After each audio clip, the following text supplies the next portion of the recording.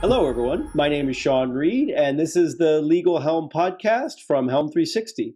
Today, we'll be speaking with Bim Dave, Helm 360's Executive Vice President, about how the COVID pandemic has affected the legal industry and remote work in general. Nice to be with you, Bim. Yes, likewise, Sean. Of course, the big topic of 2020, which is COVID, and how it's affected remote work in regards to the legal industry specifically. How has COVID impacted Helm 360 and the way it delivers its services? Sure, yeah, great question, Sean. As with most organizations out there, the first month that we kind of went into lockdown, there was a big dramatic change in terms of how we switched over. As a global organization, we have employees, practically everywhere. A lot of them are remote working. Some of them are on client sites. A lot of them work from home, but we also have some big offices in San Diego where our head office is. We have an office over in London where I'm based, and a very large operation in India as well. And when you look at our company as a whole, even from a regional perspective, there are different aspects to the way that every country works from home and the culture aspect that comes into play. So it definitely had an impact, and that first month was really adjustment, as I'm sure most other organizations went through.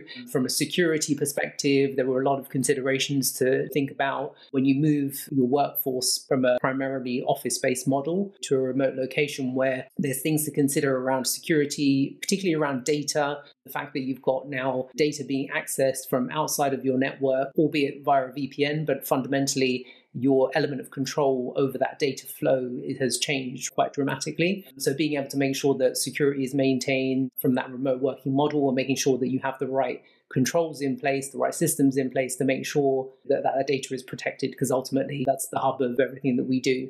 I think the biggest impact was around communications and how we collaborate, because we were so used to not just collaborate with one another, but also collaborating with our customers, because there's a big difference between doing that over a Zoom session or a team session versus being upfront in front of a customer, being able to interact, bounce ideas off each other.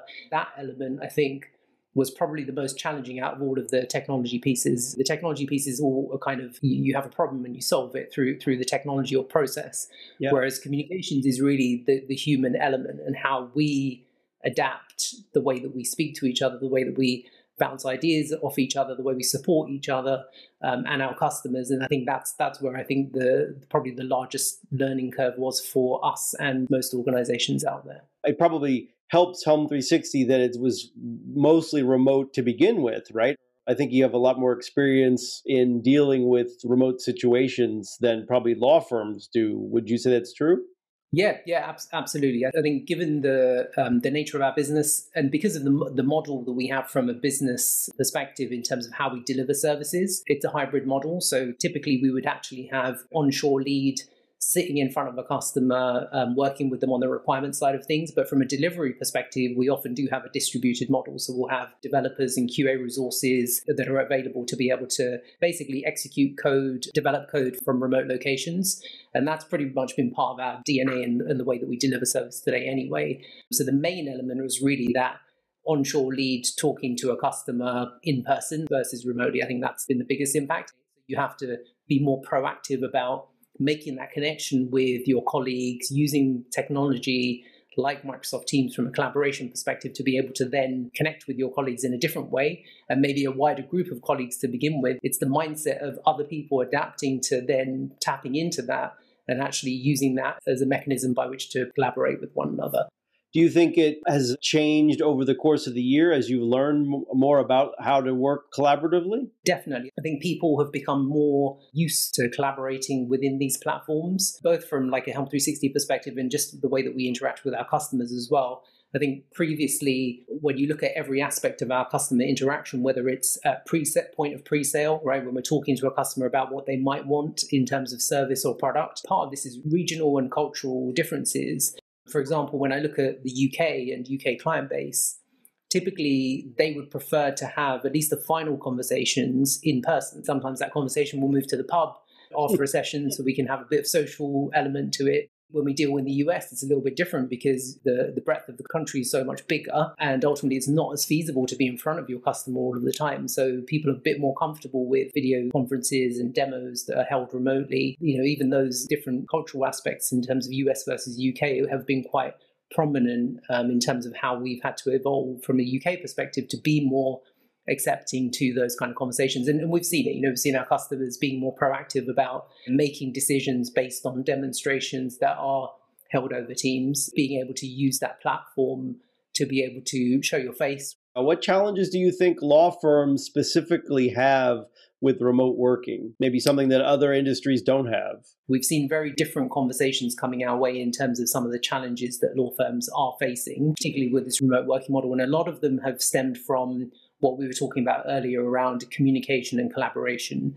How do we now effectively enable our workforce to be more efficient in this remote world when we know that there are challenges around how we collaborate with one another? So definitely a huge emphasis on accelerating rollouts of products like Microsoft Teams, where we've seen law firms who maybe have been sitting on the fence or maybe delayed in terms of rolling out products like Microsoft Teams and sticking with Skype for Business, for example, then making a conscious effort to accelerate the timeline to deliver a solution like that so that they can collaborate more effectively.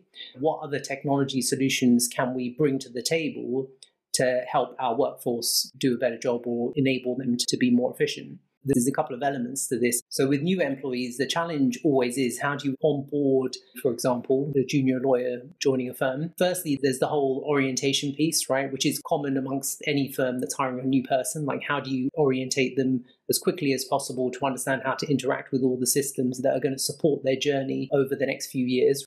Then it's connecting them with the right people. So there's that whole buddy concept and being able to make sure that they've got the right support next to them to be able to actually be efficient and get them onboarded as quickly as possible. And then there's just the general ad hoc stuff, like how are you getting on and how are you able to do your job in the most efficient way? It's your business processes, it's your systems, it's your people, it's just navigating the law firm. How do you do that? This kind of reminds me of some of the challenges we used to have at my old company, which was Thomson Reuters. One of the key things that I used to really struggle with is new employees coming into the organizations would basically be in a position where they're coming into what is a vast organization, global reach, multiple offices, multiple people, multiple divisions, lots of different solutions in place to be able to do everything from requesting time off to enter time, to bill your customers, to go and get help, to go and collaborate. Like, there was literally a different tool for pretty much anything you could think of. The other big part of it was just knowing who's who and knowing how to get the information that you needed about something.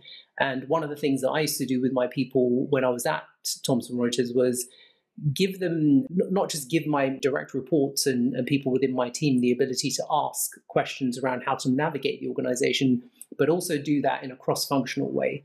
So where I would have equivalents in a different business team that are focused on different areas, when they were onboarding someone, I would make myself available for an onboarding session to say, when you get stuck, because you will get stuck navigating the organization, come and talk to me, right? So that I can help you, connect you to the right person in the product team or the right person in the support team or wherever it might be to kind of remove some of those obstacles. Pre-COVID, when you think about a law firm that's all based in one office, it's a lot easier to be able to stand up from the cubicle and say, I need help, or be buddied up with someone physically so that you can then go and bounce ideas off them or go and ask questions around how to navigate the wonderful world of SharePoint or whatever it might be that has all of this important information all over it.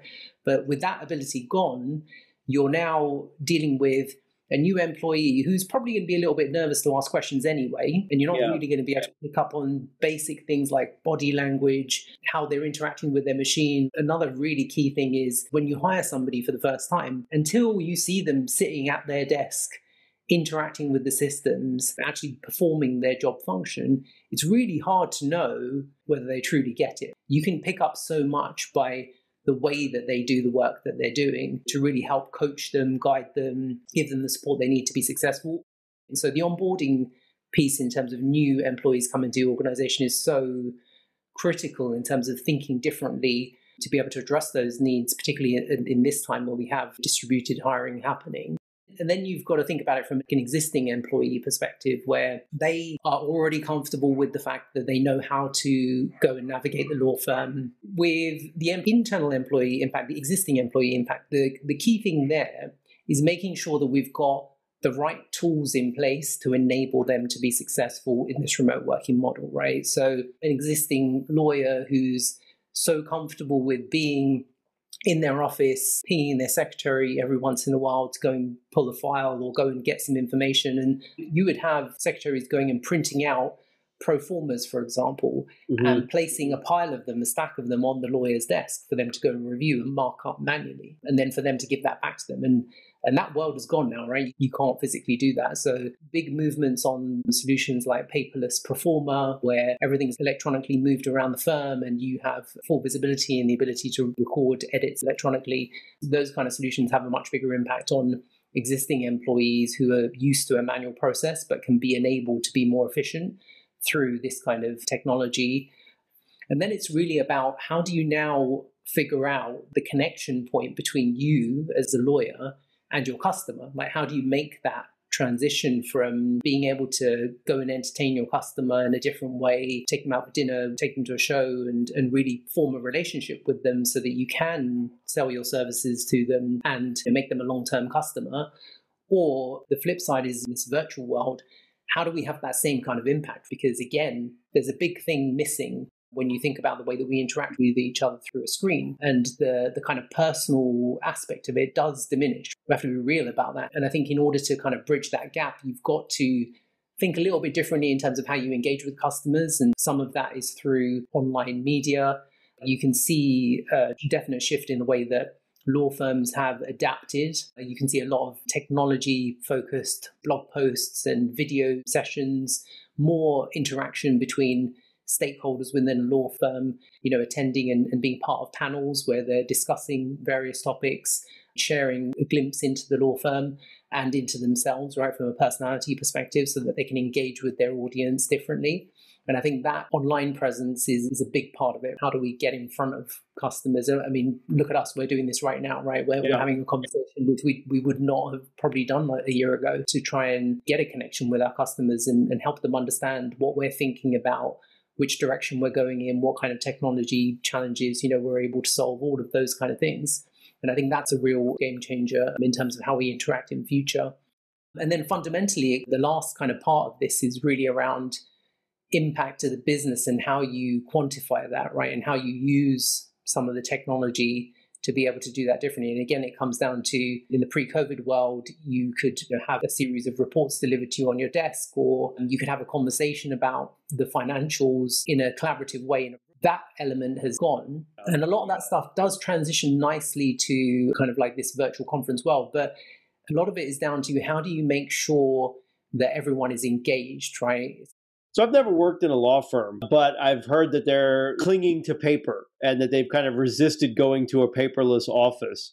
Do you think that's true? And if that is true, how has COVID changed that? So I think there is an element of truth to that, but I wouldn't say it's as high as maybe what you think. I think it's probably 50% true, let's say, right, of law firms. I've seen, especially over the last year and a half, a big shift in terms of law firms being more proactive about being, and this is pre-COVID, I would say, being more proactive about getting themselves aligned from a technology perspective and investing in technology to really push themselves forward. And that's both internally and externally. I see a lot of, not just large law, but mid-law firms actually setting up, innovation groups internally or partnering with external consultant firms to really do idea generation around business process to help accelerate that process. So there's a lot of positive stories around firms that have been embracing technology to make those incremental improvements.